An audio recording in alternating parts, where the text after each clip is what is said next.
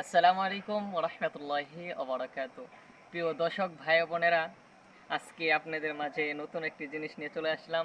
তো আজকে যেটা নিয়ে আসলাম এটার নাম কি জানি?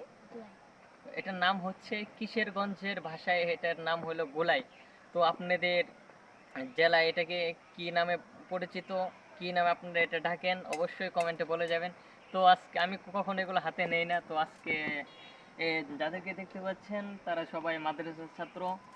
সবাই এটা আশের উপরে এটা নিয়ে বের হয়ে গেছে, তো ভাবলাম যে ওদের হাতে যেহেতু পাইছি, তো ভাবলাম যে একটা আপনাদের মাঝে এটার সাথে পরিচয় হয়ে যায়, যেহেতু কখনো হাতে নেওয়া হয় না, তো আজকে নিয়ে ফেললাম। তো দেখেন এটা কত দূর যায়, এটা হয়তো দেখতে পারবেন না, এরপরেও দেখেন।